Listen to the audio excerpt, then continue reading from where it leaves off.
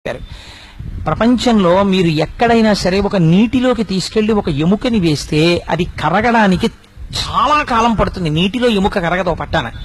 మీరు త్రయంబక క్షేత్రం దగ్గర ఉన్నటువంటి గోదావరి దగ్గరికి తీసుకొచ్చి ఒక ఎముకని వేస్తే చాలా తొందరగా ఎముక కరిగిపోతుంది. ఇంత శక్తి ఈ నీటికి ఎక్కడి నుంచి వస్తుందో ఎవరికీ తెలియదండి అని చెప్పాడు.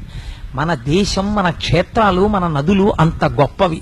తెలుసుకోక, చేతకాక, 4 శ్లోకాలు రాకపోయినా, 2 పద్యాలు లేకపోయినా, ఓ పురాణం చదవకపోయినా, ఓ మైకట్టుకుని వెర్రికేకలేసే వాళ్ళకి ఈ జాతి వైభవం ఎక్కడి నుంచి తెలుస్తుంది? చదివితే తెలుస్తుంది. నీకు రామాయణంలో ఒక శ్లోకం చదవడం వచ్చా? నీకు రామాయణంలో ఒక శ్లోకానికి అర్థం చెప్పడం వచ్చా?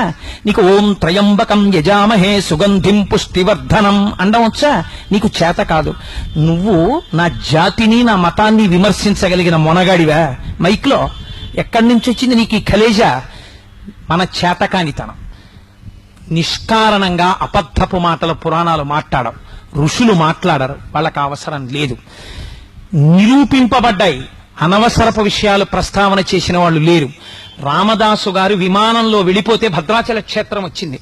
రమణ మహర్షి ఆత్మజ్యోతి కొన్ని వేల మంది చూస్తుండగా అరుణాచల శిఖరాల్లో కలిసిపోతే అరుణాచల వైభవం కనపడింది.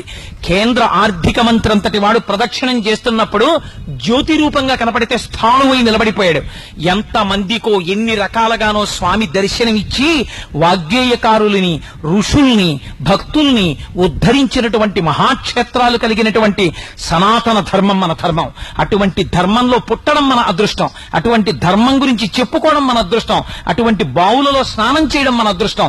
వాటికి పేర్లు తక్కువ చేయడం, వాటి గురించి ఎవరో విమర్శలు చేస్తే మనం వినడం, అంతకన్నా అసహ్యకరమైన విషయం దేశంలో ఇంకోటి లేదు. మనం దాన్ని ఖండించాలి.